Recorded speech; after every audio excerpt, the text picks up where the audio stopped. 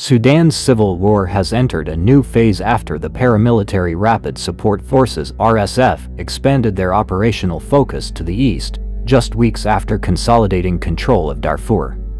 This shift marks an escalation in the 2.5-year civil war and poses a growing threat to the region that serves as a buffer between Darfur and areas still controlled by the Sudanese military. Increased drone attacks and the movement of troops and weapons from both sides indicate that Kordofan, a three-state region, is now the next epicenter of the fighting. The region separates RSF-controlled Darfur in the west from Sudan's remaining military-controlled eastern region. The RSF accepted a ceasefire proposal from the United States last week following international condemnation of reports of mass killings of civilians during their capture of Al-Fashir, the last military stronghold in Darfur. However, the Sudanese military has not yet accepted the proposal, and fighting continues. The RSF's advance into Kordofan began with the fall of Al-Fashir. RSF forces captured the town of Bara in North Kordofan, a strategic road linking Darfur to central Sudan. The military had just recaptured the city 2 months earlier.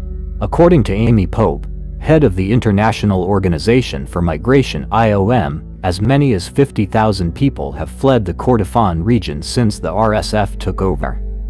Survivors from Bara described a similar story to reports from Al-Fashir: reprisal attacks and summary executions of residents accused of supporting the military.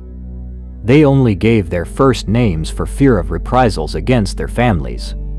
"I was told, you're celebrating with the soldiers, we have to kill you," said Khalil, who managed to escape to Omdurman, as reported by Reuters on Friday, November 14, 2025.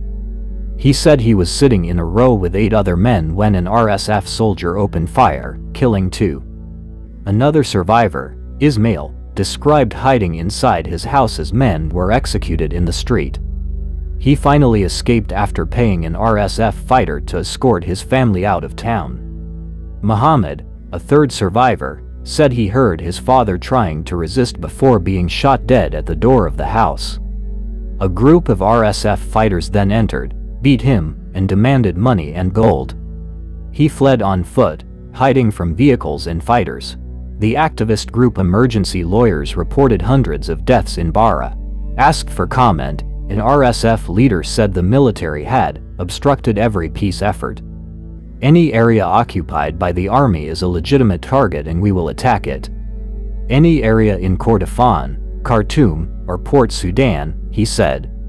El Obeid, the capital of North Kordofan and one of Sudan's largest cities, is expected to be the next target of fighting. 2 witnesses said they saw military and allied forces massing personnel and equipment in the city earlier this week, while the RSF has been deployed to the east. In West Kordofan state, residents reported that the town of Babanusa, home to a major military base, was surrounded by RSF forces, with most residents already displaced by previous fighting. Meanwhile, in South Kordofan, the RSF and SPLMN armed groups besieged the military in the towns of Kadugli and Al-Dalanj. An SPLMN source said fighting had escalated since the siege. The Global Famine Monitor assessed last week that Kadugli had been experiencing famine since September, and Al-Dalanj was likely experiencing similar conditions, similar to the situation when Al-Fashir was attacked. Signs of military escalation were also evident elsewhere. A witness in Port Sudan reported an increase in the arrival of cargo planes, while 2 military sources said the planes were carrying cargo, military. Reuters could not verify the claim.